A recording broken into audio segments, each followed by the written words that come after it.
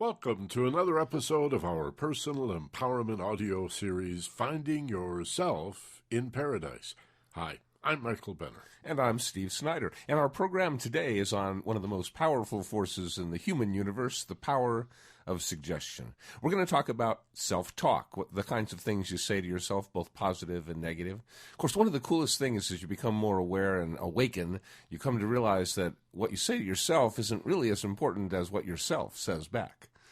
Not to mention what other people are saying to you. You know, Steve, when we think about learning and understanding and words like knowledge that confer this truth, we don't really appreciate, I think, the real dynamic that's going on of agreeing with what we're being told, or agreeing to agree because it's a high credible source or an authoritative source. And what I'd like to do with you today is really examine the whole idea of suggestion from a point of view of, well, why do we believe what we believe? And you know, I think most of what we believe we've never really thought through carefully. It's just stuff we've been told a bunch of times.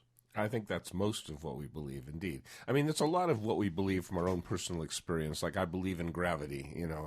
Somebody told me about it. That didn't really make much of a difference. I never really quite understood it anyway. I don't think anybody really does. But there's some things I believe in from my experience. There's some things I believe in because my parents and the people in my social environment as I was evolving believed in. If nothing else, we become to believe that our people, whoever those are, our neighborhood, our religion, our socioeconomic status, our people are safe people and other people are less safe people. We all sort of grow up with that. Some people have our people encompassing a much larger group. Other people are much more narrow in who the our people is. But children learn those things and have to unlearn and relearn prejudices they learn in childhood. There's some things we inherently know very little, but some things we learn early on that we just come to accept.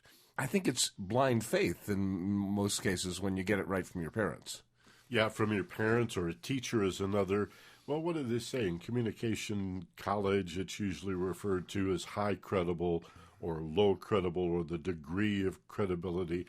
But again, I'd like to revisit the idea that it's also authority, independent of any kind of credibility. In many ways, authority trumps credibility, because I say so and I've got a white lab coat and a stopwatch and a clipboard. So, I think of the famous Milgram experiment in the 50s. Very frightening. It's, the indoctrination was made possible by the fact that the so-called lab tech with the white coat that was running the experiment, if you don't know the story, it's about administering electric shocks to people that get wrong answers on a test, and they're in another room. So the real subject of the experiment is the guy that has to keep turning up the voltage, and he thinks he's actually shocking people. And when he or she protests, the guy in the lab coat simply says, "The experiment requires that you continue." And an inordinately high number, like 80-some%, continued right into the red zone, with imminent death, and they hear the person screaming. But they do it only because they're told to do it. And if we are following orders based on that kind of authority, then certainly many of our beliefs are based on the fact that, well, maybe it was a high credible source, but maybe it was just an authority figure, and I never really made a judgment about how credible they were. There was a follow-up in the Milgram experiments where they actually came to figure it's about 2/3 of the people that will just go along as far as they get pushed, and only 1/3 if they're the only one in the room. Like, if they're with other people doing it too, twice as many people will continue to go, and to the point of really, like, almost killing someone, but not feeling responsible because they told me to do it. So there we abdicate our responsibility entirely for, it's not us that's doing this. This guy in the lab coat is making me do it. That didn't work in the Nuremberg trials. I don't think it's a very good defense. And it's certainly a testimonial to how little we understand ourselves, how little we know about ourselves, how little time we spend really analyzing the process of, well, why do I believe this or that? Right? Where's the evidence for it? Years of doing radio talk shows, And I would challenge callers on, let's say capital punishment. And somebody says, we've got to have capital punishment, and it's a deterrent to crime. And I'd say, well, actually, as a news guy, I did a lot of research on that, and I've never been able to find a single study that proves that or even suggests it. So where does that come from? And they'd say things like, well, everybody knows that it, well, everybody doesn't know. So where do you get? It's like a consensus. This conventional wisdom really isn't very wise in many cases. Yeah, when they say something, you want to take a moment and think who they are, the ubiquitous they. Understand that when we don't do anything, the suggestions that people give us just go right in, and they tacitly get accepted unless we challenge, unless we stop. When somebody says, turn around, you have to do something to stop yourself from turning around. You'll just turn around unless you think, wait a minute, I'm going to not turn around. Your autopilot is set on just accepting suggestions from people. People tell you to do things, you go do those things. You've seen those con men that say, well, hand me your wallet. They pass you the wallet back and forth. They end up taking your wallet away. People do whatever they're told to do. Yeah, people will do. Especially if they're stressed. Right. Now, there are exceptions, of course, to this, but generally speaking, unless you get in the way, of doing what you're told and thinking, well, do I want to do that or not? And that's why, as I said, what you say to yourself or what other people say to you isn't nearly as important as what yourself says back. So that's why you have to be awake and aware. Listen to your thoughts and feelings. Listen to the things other people say to you so you can say yes to them or no to them. You have the responsibility of listening and hearing all the suggestions that come into you, but you don't have the responsibility to agree with all of them. I think it's a matter of imagination. If I can imagine doing what I'm being told to do, or can imagine believing what I'm being told to believe, or told that this is the truth, or everybody knows, or whatever. As long as I can imagine it. Somebody says turn around, I can imagine that, so I turn around. It's the things that we can't imagine, that we have difficulty imagining or don't want to imagine, where we have a problem. And oddly, those are often very positive things, like you can be successful. You could be whatever you want to be. And the person being told that goes, I don't know if I can imagine that. How can I really believe it if I can't imagine it? So you consider that imagination is a synonym for the subconscious mind, and now we're really rolling up our sleeves here. Who are we suggesting it to? Not only the conscious, but the subconscious mind. So the will and the imagination have to be in alignment, I'd say, to accept the suggestion. Does that work for you? It does, indeed. And of course, they work in different ways, very, very different ways. The conscious mind accepts suggestions in a much different way than the subconscious does. I mean, one of the basic rules of suggestion for the subconscious mind is that all suggestions have to be positive, because the subconscious only understands positive, whereas the conscious understands both positive and negative. If I say, don't clap your hands, your conscious mind knows how to not do that, but you can't not imagine doing it. Your subconscious doesn't know how to not clap its hands. Your conscious knows how to not do it. Your subconscious doesn't. So they're really different in the way they work, and that's one of the most important things to understand about programming or about the power of suggestion is the suggestions you give your subconscious mind have to be tailored quite differently than the suggestions you could give to your conscious mind. And of course, when you tell your conscious mind to do it, it only does it during the time it's aware. Like right now, it's paying attention, so it does. But if you put it in the subconscious, you put it in the autopilot, then it does it automatically for the rest of your life. So let's talk about self-talk a little bit, because, again, we are suggestible to what others say to us or what we may read, even if we don't know the source, right? And then, of course, what we say to ourselves is also critical. I think there's lots of people that might be under the impression that it's always a neurotic, borderline psychotic to be talking to yourself, right? Having a conversation with yourself. But it doesn't have to be said out loud. Self-talk is something that's going on all the time. Or maybe it's just that we're listening to this perpetual stream of consciousness, this train of thought, if you will, that even if we put our purposeful, applied thinking down, sit in a chair, kick off our shoes, put our feet up and go, and let go of an intention to think about anything deliberate, there's still a stream of consciousness in there, a train of thought that we can sit back and watch. That's a quality of self-talk. The subconscious is listening to all of that stuff, and I would say watching how we feel in its presence. What are we agreeing with? What are we amenable to? And what do we say no to? Whether it's part of a deliberate thought process or just the stream of consciousness. Yeah, you just, in that nutshell, said why optimists are happy people. Because they're constantly listening to this autopilot chatter that's upbeat. It's positive. It's what they just think without thinking. As you said, nicely said, that there are really two different kinds of thinking here that we do. And the applied thinking is, I want to think about dogs right now, and so I think about dogs, and I'm taking my thinking where I wanted to do.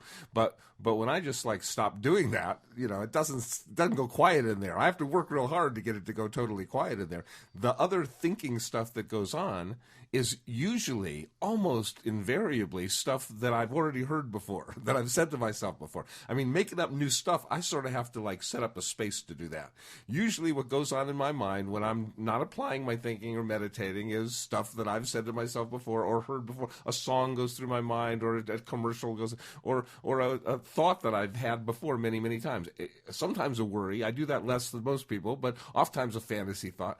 But what's going through my mind is not something I've chosen consciously at the moment. It's just something that has a lot of practice in it, and so it's got a lot of repetition, so it comes up frequently, and that's what my autopilot is set on. And pessimists do that too, but they call it's worry. What they're doing is negative scenario planning, basically. They're constantly thinking what could go wrong and how bad that would be. And then there are Pollyannas who are constantly doing daydreaming, positive, airy-fairy, winning the lottery kind of miracle thinking kind of thinking. And then there are, real optimists who are planning positive things happening in their lives, and without even thinking, their mind goes to this dream they have or that dream they have that they've always had, and it's a big part of what comes up for them in their lives. So what we're talking about is getting the autopilot to be feeding you good stuff. Instead of be feeding you worry, be feeding you positive, upbeat, affirmative kind of thoughts and feelings.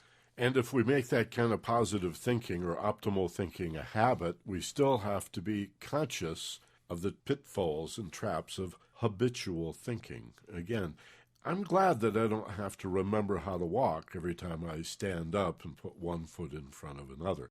Sometimes I find myself even driving that way, however. And then I go, whoa.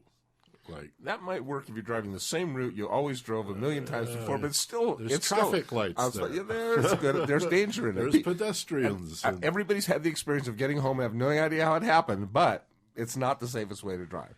And then you begin to think, well, how much of my life am I unconscious? And yet if we could rewind the tape, there's thoughts going on. They just don't have a whole lot of relevance to what's in our world around us. And even then, what's cause and what's effect? Are we victims or an effect of these thoughts? Or are we consciously choosing what we think? Well, there's an ebb and a flow. There's an in-breath and an out-breath. We do all of that. And if we are, both the thoughts that are done to us and the ones that we deliberately conceive and generate, well, doesn't that suggest a third, higher point of view? And here we are, finding yourself in paradise. That's what this whole series is about, is that higher level of thinking that allows you to see that you're more than the thoughts that are done to you in some stream of consciousness, and you're even more than the part of you that decides, I want this thought or that thought. You're the one that can witness this whole process, and as you think, even choose to pay attention to the gap between the thoughts and expand the gap between the thoughts. And the benefits and the rewards of doing this are so extraordinary as to constitute a whole new self, a higher self, so-called. And from that higher self perspective, that bigger picture place of seeing the whole thing, you can decide what to do with the two kinds of thoughts. The applied thoughts, you can choose your applied thoughts to be positive ones instead of negative ones. You could choose your applied thoughts to be purposefully negative ones to bring up negative stuff so you can release it. You can choose to use your applied thoughts to remember painful experiences and to heal yourself, to remember fearful experiences and to experience that fear from this confident, safe place and release your fear. positive thinking doesn't mean only thinking about positive things. Positive thinking is doing positive things with everything you think. So, like, why am I still dragging this hurt and pain, this need for vengeance and retribution around? Why am I still carrying this fear around? Especially if it's a fear of something that's never ever happened to me before. And I'm afraid of something that's born entirely of my imagination. That's an amazing thing, isn't it? That's proof that it's insanity, because you can get sick and tired of something that's never transpired. To me, Obsessive thinking. Yeah, how could you be bored already with something you've never even done? I mean, worry once makes perfect sense to me. With the planning worst case scenarios and what I would do, but obsessive worry. So what we're saying is, if your applied thinking is like when you've got a choice of thoughts, if you go to worry, if that's where you purposely go, then you have a conscious choice to make that you can choose to not do that. So you can choose every time I'm thinking something purposely now, I'm going to choose to think about solutions to my problems instead of the problems. You can choose to do that. The other thing you can choose to do with the right kind of power of suggestion, with the right programming, is you can get your autopilot to start choosing those positive alternatives as well. When the negative alternatives come up, your autopilot can be set on releasing them and experiencing them from this safe place to take away their power. Just remember, you are not the autopilot. You programmed the autopilot, and I can switch it to manual. Yep. And reprogram it, and then put it back on autopilot. I'm the one that can choose whether to be habitual in my behavior, habitual in my thinking, habitual in my belief systems, or is it time, and is now a good, appropriate time, to review some of those presumptions? How many of them are rooted in childhood? I mean, just look at attitudes about self. How many of those negative attitudes that we all have, the source of so much of our worry? Am I adequate? Do I deserve it? Am I good enough? Will I be able to pull it off? How can I endure it? How much of this doubt and anxiety is born of false assumptions we made as little kids? And at the time had a lot of evidence for it. I guess I am bad. I've got this adult that I'm completely dependent on, if we're lucky, a couple of them, right? Parents who were saying, you're bad. And they just didn't know that it would have been much better to say, because I love you, I need you to know that this behavior is bad. And you're wonderful, and I love you, but I'm really angry right now about this behavior. And in fact, why don't you just go have a time out, and we'll talk about this when I cool down a little bit. To be conscious enough as parents, conscious enough as friends or coworkers, to realize that we're all programming each other. Everybody's listening to what's being said. To choose our language in such a way that we can have that then best possible impact. And I just think this is a great example. It's not you're a bad boy or a bad girl. It's that your behavior was bad. Now let's learn the lesson so we don't have to do it again. You, child, are loved. Indeed. And sometimes in the most loving way, we say things like, don't run out into the street, you'll get hit by a car. And, of course, the way the subconscious takes don't run out into the street is to imagine running out into the street. Well, you can't picture not doing it. Exactly. So, like, don't think of a rainbow, you think of a rainbow. And then put a big X through it. Yeah, right. So a little kid, like a 3 or 4 year old kid that's just getting it, and you're saying, don't run out into the street. And, of course, the first thing that happens in their mind is they get a picture of running out into the street. So that's the last thing you want to say. They'd never even imagine running out into the street before you'd put that picture in their head. How many times do we hear the parents then say, in utter amazement, didn't I just tell you not to do this? Yeah. Right? So, what, of course, they want to do instead is say, hey, play here on the front lawn where it's safe. It's very dangerous out in the street, so you stay here now. Always tell a child what you want them to do instead of what you want them not to do. And, of course, that's the same thing. As I said, the subconscious mind needs to hear positive suggestions. It doesn't understand the negative ones. You got to tell it what to do. Even if it's just be careful. Be full of care is a wonderful suggestion. Be careful, indeed. You know, sometimes this is difficult in doing suggestion at the dentist for pain control. Initially, many years ago now, 30-some years, 35 years, when I began to practice this as a young guy. And one of the so-called affirmations I was using, in addition to visualizing switches being turned to off and the area packed in ice and feeling numb, I was giving myself these verbal suggestions. But the suggestion I was using was no pain, no discomfort. And, I had pretty good luck with it. It worked really well, and I did it for a while. You don't go to the dentist that often, so a few years into this, I realized one day, wait a minute, that violates the basic rule of suggestion. I'm bringing up pain and discomfort and saying don't feel that. Well, how does that part of my brain that's figuring this out try to comprehend not feeling something or not experiencing something? So I said, well, I'll just have to say something positive. I'll say, and I couldn't find the right language. Finally, after a lot of struggle, I came up with only pleasant and pleasurable.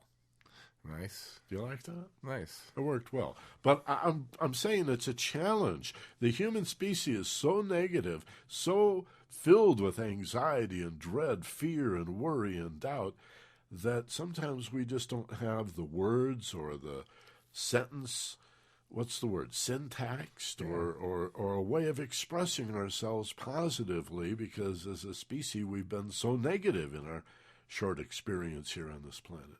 Yeah, I remember early on using the words at the dentist. The pressure is easy to handle. That's what I use. Whatever they pushed it, I did no pain involved. The pressure, because it was pressure. The pressure is easy to handle. That's sort easy is one of my favorite. Yeah, words. The easy button. It's like picking the right words. That's where you get the applied thinking, where you get to purposely choose what you want to say to yourself. And when you do that, you want to say what you do want. You want to say it in a positive way. It's not, I don't feel the pain. It's like, I do feel the pressure, which is easy for me to feel. It's something you do want. The hardest one for me was helping people when they wanted to quit smoking cigarettes, because you can't say don't smoke, that doesn't work. So what I finally came up with was, they say to themselves, I'm so proud of myself for quitting.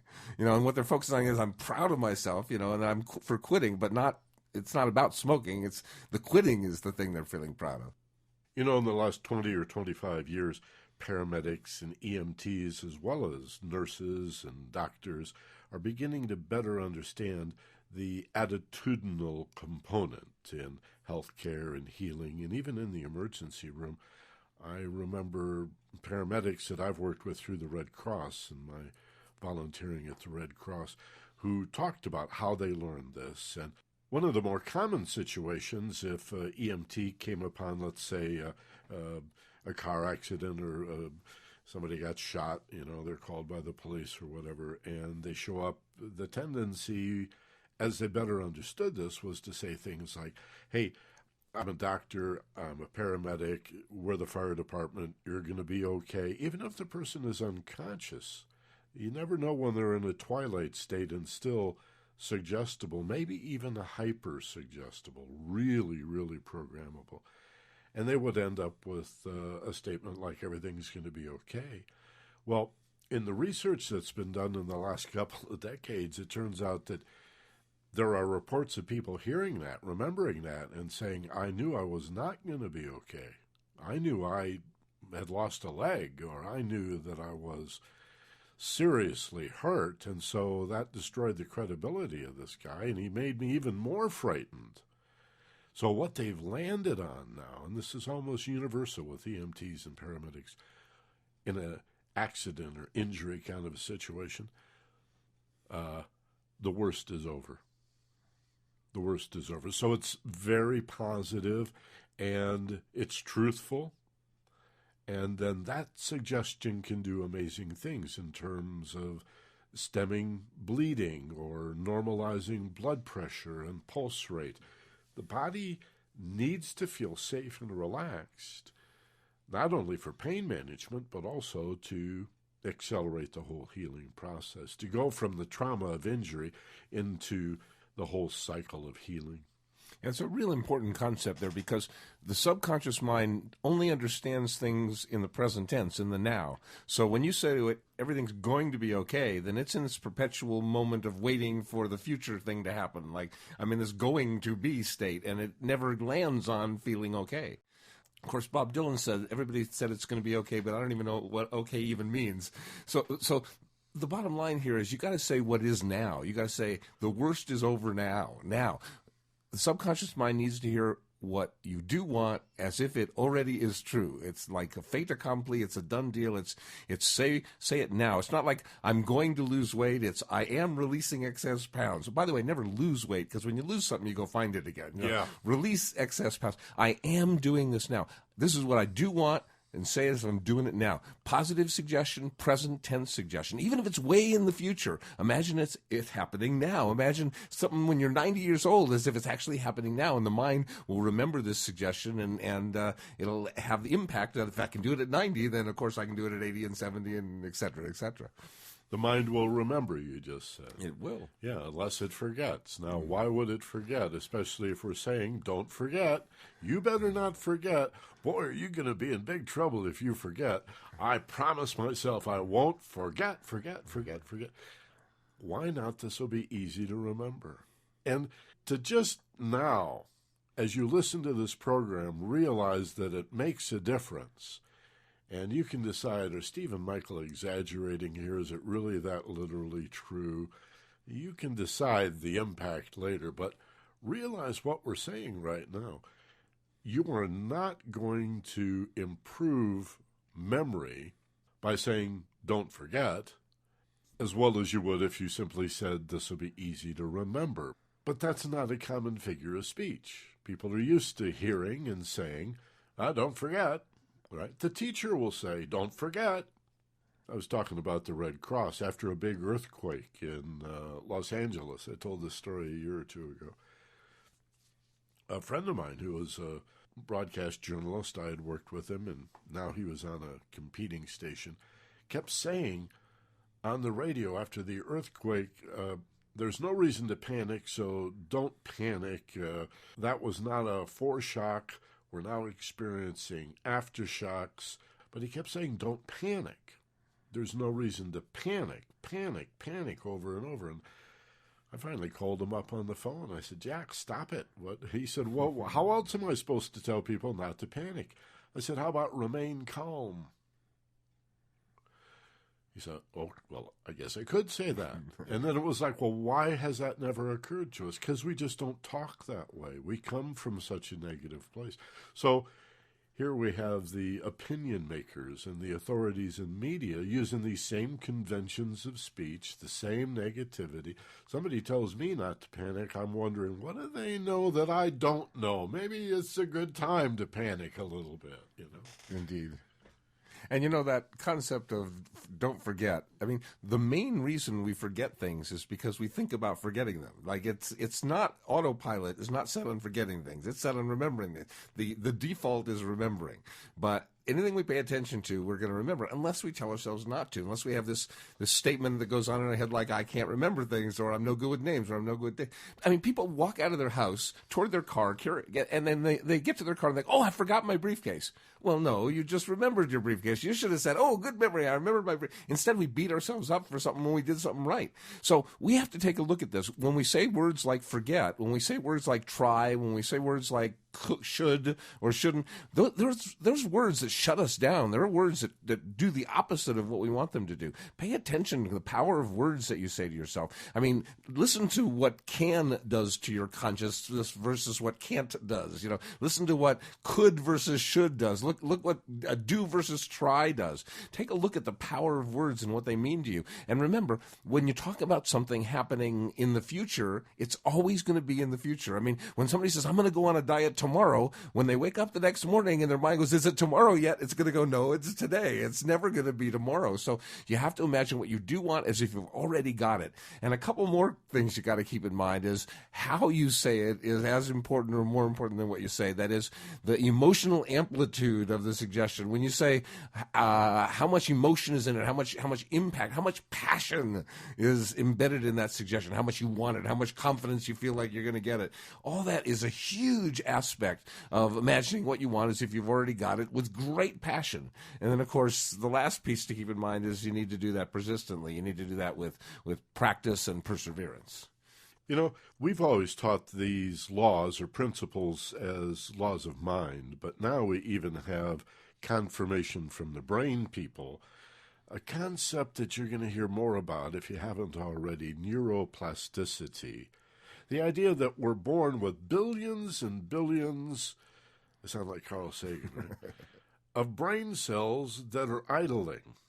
They're firing, they're sparking, they're developing, they're growing, they're calling for blood and oxygen, but they're idling. They're in neutral, waiting for instruction. Undifferentiated at this point. Nice word, nice phrase.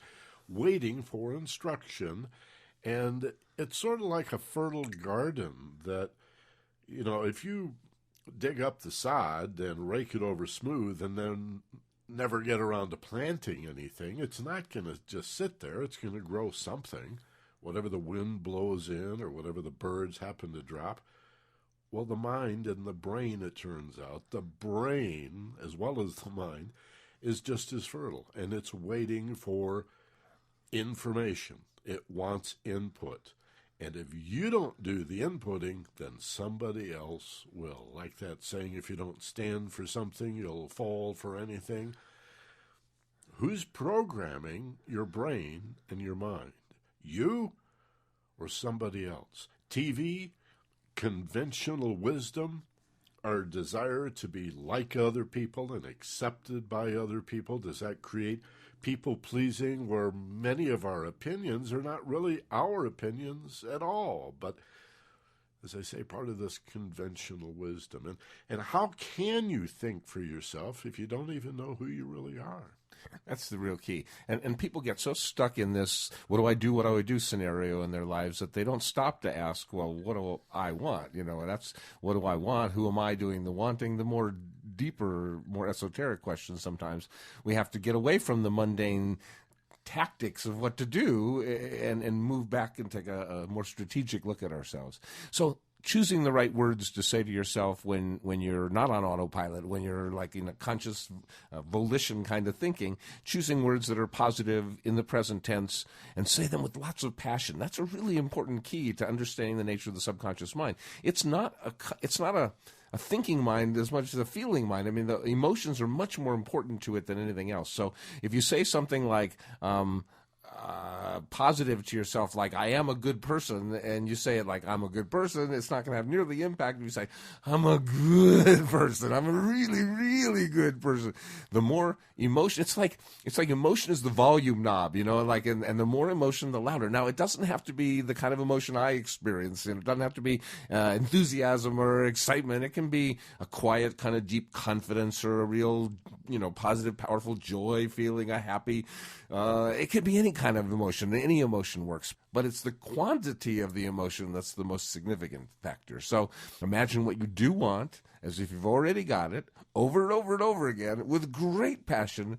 And of course, the last thing we need to talk about in terms of the subconscious mind, maybe the most important thing of it all, the reason it works is because the subconscious mind doesn't know real from imaginary. So when you pretend to feel passion, it's exactly the same as if you're really feeling the passion. It's all made up. How would you know? I mean, what is red? What's a sunset look like? These are agreements that we make. We can't get behind other people's eyeballs. We can't get into their skin. We can't feel their passions. So we use words. We use arts. We use other forms, music, of communication to try to empathize and create a sense of agreement. I think, you know, in many ways we do really well. The fact that we can find friends and lovers and partners and procreate and then again, of course, there's the war, right? And the hunger and the starvation. It's a fascinating time to see which way we're going to go. Do people understand themselves well enough? Do we understand that we are the agreements that we make with whatever is suggested to you? That we can really do whatever we want with this world. We can turn our attention from building a better war machine to feel safe to eliminating the need for war altogether to feel safe. There are reasons that people are afraid and feel they have to have war or have to have capital punishment. I don't think it's a coincidence that the United States spends more on war, so-called defense, than all the other nations in the world, and yet also has the highest percentage of its population in prison. There's something about the world view of us as pioneers that we just got here and we're settling this wilderness, that we have this worldview that says we've got to be rougher and tougher and meaner, even on our own people. We'll lock you up and throw away the key. So I guess what I'm saying is, even if you've been aware of these laws of mind, or so-called mind science, the importance of positive thinking and the nature of programming, as Steve was saying explicitly, the subconscious, that's 90 to 95% of your potential, doesn't care if it's real or imagined. Well, now we have the brain scientists saying these neurons will believe whatever you tell it to believe. Imagine what we might be able to do as individuals, as families, as communities, as a world that in really significant numbers becomes aware that there are no limitations other than belief and imagination. So the power of suggestion is always powerful, but of course it's much, much more powerful when it's the only thing you're paying attention to. So when you go into the alpha state out of the multitasking beta state and you focus your mind on only one thought, and that one thought is whatever it is you're telling yourself, that thought is much, much more powerful than when that thought is only one of 6, 7, 8, 9, 10 thoughts that are going on in your head. So the power of the thought is decided by how much attention you're paying to it and how much emotional amplitude, how much feeling you put into it. So what you want to do is you want to imagine, in this focused passion state, you want to imagine what you do want as if you've already got it over and over again with great passion, real or imaginary. And that creates not only the mind setting up the autopilot to start thinking about that kind of stuff more often, but literally changes the physiology of your brain, literally changes the neurons in your brain, gets them firing in new ways, because whether you're imagining it or doing it, it fires virtually the same neurons. And this is the final element. It concerns me when I hear teachers or other people who should know better saying things like, it takes 20 repetitions to learn something, and somebody else will say, well, something you repeat 39 times becomes a... I heard it takes the average person 21 to 28 days to change the average habit. Now, what in the world does that mean? What's an average person? I've never met one, and I have less idea what an average habit is. That's got to be the most meaningless equation I've ever heard. The point is that all learning, all understanding requires practice and repetition. So the question is, how many reps? And Steve just nailed it. The more stimulus you're experiencing, the more stress and anxiety, the more fear and apprehension, then the greater resistance to any kind of change, learning, understanding. It'll take more reps. But when you breathe, slow, deep breaths, and then relax and let the body just find its natural rhythm. When you close your eyes and imagine that you're really safe and in a beautiful, peaceful place, far fewer reps are necessary to attain the same level of understanding. Exactly. So the idea is, by releasing your resistance, which you do by simply feeling safe, you allow the impact of the suggestion to be much greater, and then by adding more and more emotion, more and more passion, you maximize the potential impact of that suggestion. So instead of just talking about it, why don't we do it? Time for an audio journey. Show you exactly what we're talking about. So get safe, pump up those pillows, get all comfy, and settle in. One of the best parts of meditation, contemplation, reflection, whatever you call it, is that wonderful feeling you get. So put your shoulders back and get a sense of being balanced and open.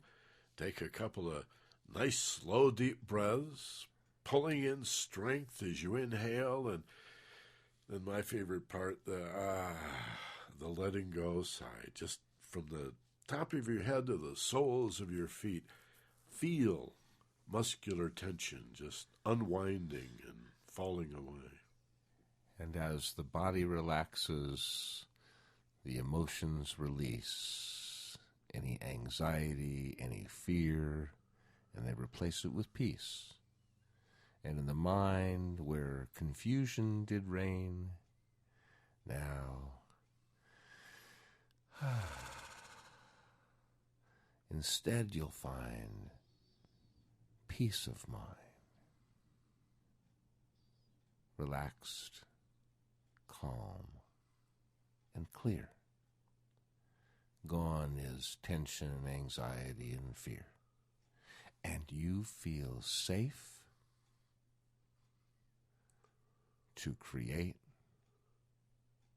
whatever you choose, because in this state, your mind is a most powerful tool for you to use.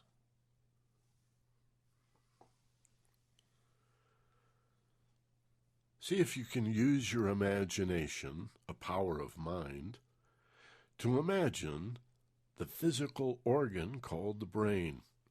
Yeah, up there between your ears. Gray matter. Do you know that simply feeling safe and relaxed, as you're doing now, stimulates the brain? Not the way external stimulus that you see or touch or hear or smell stimulates the brain in a very different way. Rest and relaxation heals and grows the brain.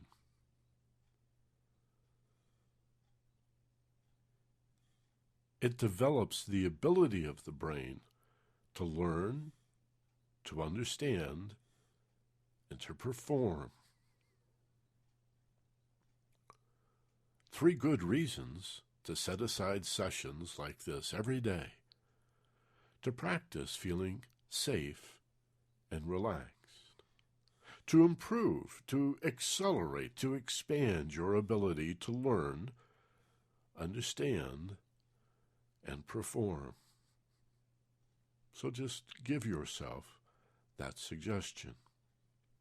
Talk to yourself as you would instruct a child.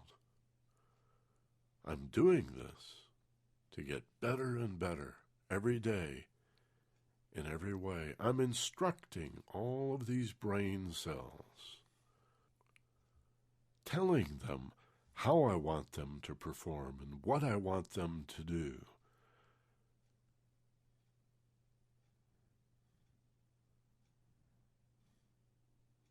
Think of a particular passion, something you really love to do. Trust your first impression.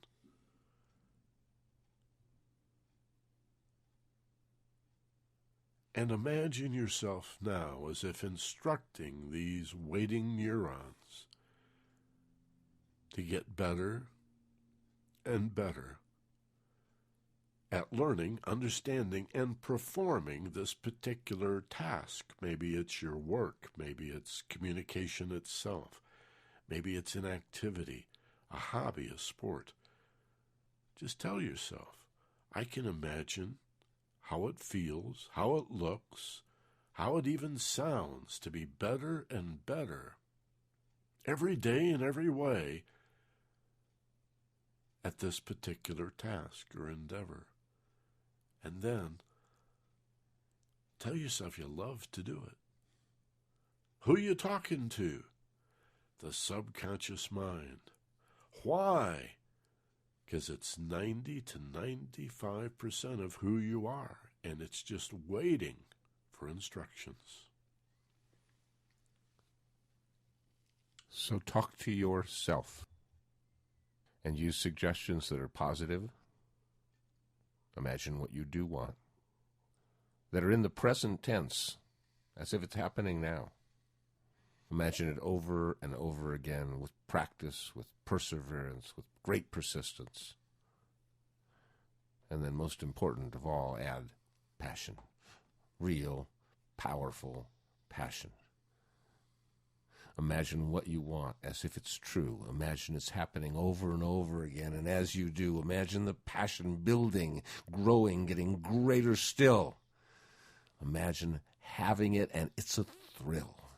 You can do this. Gandhi said, become the change you wish to see in the world. This is how it begins. By imagining yourself being what you wish to become. Your mind, it wins. It thinks this is true. It thinks it's happening now. It feels great because it understands that this is what it's supposed to create. So when you hear yourself say things that are negative or untrue, especially things that are hurtful to you, you have the opportunity to listen to those suggestions and with a breath release them too. And when you have suggestions in your mind that are positive and uplifting and full of love and feel like they have you power to help you rise above, then you get to embrace those suggestions and say, yes, I believe in those suggestions. I believe that that can be true. And imagine it's true now inside of you. What you do want, as if it's already true, over and over again inside of you with great passion to make it true. That's what you need to do. That is what you need to do. Yeah, and remember, it doesn't matter how you're going to do it, not in these levels of mind. Consider any thought about what it would take to create this outcome, this goal or solution, this desired result. Consider any of that a distraction. And as soon as you're aware of that thought process, throw it overboard, drop it in the trash. There's no struggle here. Just let go of the distraction. You'll have time later, with your eyes open, in your daily life and affairs, to make the decisions that you need to make about moving forward in this direction. Right now, set the goal. See the outcome. Embrace it and love it, and don't even give a thought to what it would take to get here. As you imagine that it's already true, your mind creates that being a part of you. And without even thinking, it allows that to come through, just as a casual thought. The more you think it intentionally, the more the goal is sought, the more the mind enjoys it, the more it becomes real clear that this thought makes you feel good, so it suddenly will appear. You have the power to choose your thoughts. Choose ones that are positive, that you want to be true, as if they are true, right now, today, at this moment inside of you. Imagine it over and over and over again inside your mind. Just simply pretend that it's true right now. And as you do, enjoy the feelings that come through for you, the positive, powerful, wonderful feelings, the passion that you feel. It's the passion that you experience in your imagination that makes the dream come real. Camus said, life is the sum of the choices we make. Well, it's also the sum of what we believe to be true. You always have the freedom to reinforce that belief in spite of facts to the contrary, or you can accept new information and modify and adjust your belief. That's the middle way.